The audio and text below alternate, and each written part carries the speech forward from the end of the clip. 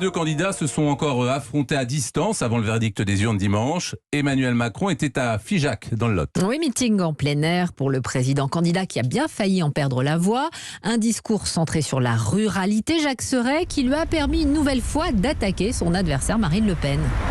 Oui, sur la place centrale de cette ville, sous les halles qui abritent habituellement le marché, Emmanuel Macron s'adresse directement aux habitants de cette commune rurale. J'étais hier à Saint-Denis et je suis ici parmi vous aujourd'hui à Figeac. Et j'entends dans beaucoup de discours politiques des Frances qu'on voudrait opposer, qui seraient irréconciliables. Et on nous demanderait de choisir. La France, c'est un bloc. Et elle est faite de tout cela. Sans la nommer, le président candidat vise son adversaire du deuxième tour. On ne fera pas l'unité du pays en promettant tout et en ne finançant rien.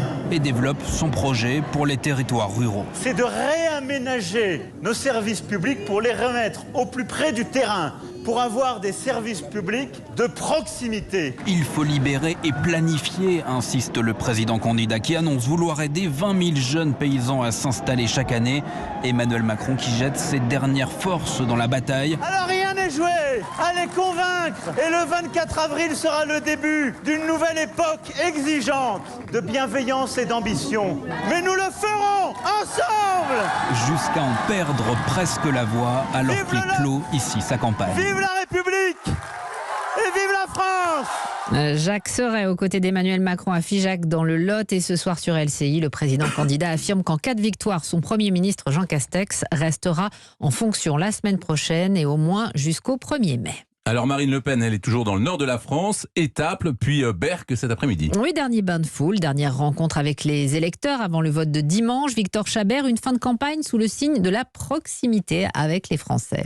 Oui, après avoir visité un centre médico-social à Berck et échangé avec des soignants, Marine Le Pen a fini sa journée par une longue déambulation sur les bords de mer, entourée de militants venus pour l'occasion et enchaînant les selfies, les embrassades avec petits et grands. Tu es sûr que tu votes pour moi, toi? Oui. Tu es sûr? Oui. Mais tu es quand même un petit peu petit pour faire ça. Bah, c'est mes parents qui vont. Un peu plus tôt dans la journée, sur le marché de la petite ville d'Étaples, Marine Le Pen a attaqué frontalement Emmanuel Macron, jugeant qu'avec sa réforme des retraites, je cite, les Français prendront perpète, avant d'appeler à faire barrage au président sortant. Il faut que chacun conçoive que dimanche, il y a un choix fondamental. Et que ce choix, il est entre les mains des Français. Si le peuple vote, le peuple gagne. Si le peuple se déplace, s'il va voter, alors il obtiendra le changement qu'il espère. Et le choix, il est simple. C'est Macron ou la France. Puisqu'il a voulu faire de cette élection un référendum, eh bien la question, elle est celle-là. Macron ou la France. Après 62 déplacements depuis septembre dernier, Marine Le Pen a donc décidé pour cette ultime journée de terminer dans son fief du Pas-de-Calais. Une façon de conclure sans risque sur de belles images.